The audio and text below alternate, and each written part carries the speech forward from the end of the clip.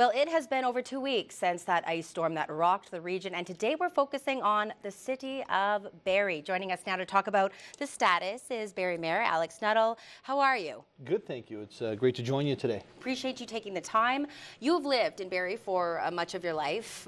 Mayor, have you ever seen anything quite like this ice storm? I haven't. 36 years in this community, I've never seen anything that was as debilitating with as much destruction as we've seen here in the last couple of weeks. It's quite something. We're still cleaning up. We've gotten to a lot of it, but there's a heck of a lot more to do along the way. Okay, let's look back. What are some of the resources that you decided to pull in, just given the magnitude of the storm? Well, it was very quick that we received requests from companies that were outside of our region to come and help, whether that was hydro companies. The Premier was able to reach out to some of the hydro companies that weren't in affected areas to bring personnel up here and support up here.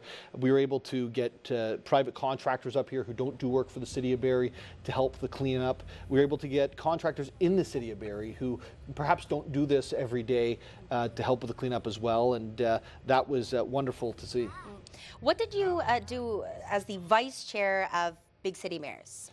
Well, we kind of hit a ceiling, if you will, on the amount of contractors we could get to hit the streets. We had people like John McNeil who was out and helping, but we needed more help. And so I reached out to all of the different municipalities and the big cities around Ontario, from down Windsor way all the way up towards Ottawa, and asked for support and help. And we managed to take those 26 crews. I believe we got up to 50 total committed, and that's been really helping along the way for the City of Barrie to be able to get ahead of some of this cleanup, at least a lot faster than we thought it was going to be. And we'll talk a little bit more about what John and McNeil Construction did for the community in a moment, but you weren't just focusing on what was happening here in the city of Barrie, you were also lending resources elsewhere. Where was that? Yeah, we were able to speak to the mayor of Aurelia when it first happened, and we were right in the midst of our response. We weren't able to provide the resources that they were looking for, so we were able to, about 2 days in, say, okay, what do you need and where can we help?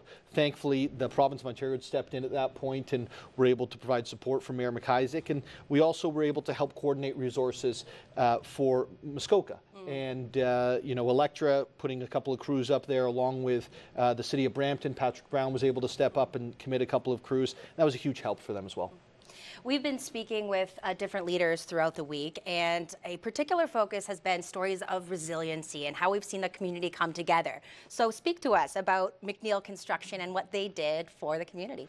Well, they were awesome. At first, there was concern with how fast is this going to take place, and then they just hopped in and started cleaning things up, taking trees down, getting the brush to the side of the road, helping neighbors, right?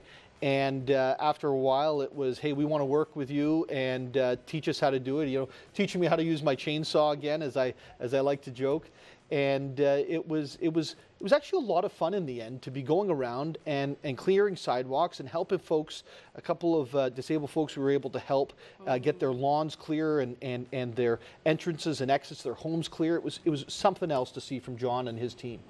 We'll leave it there for today, but thanks for taking the time, and glad to see that things are on the up and up. Thank you so much for having me.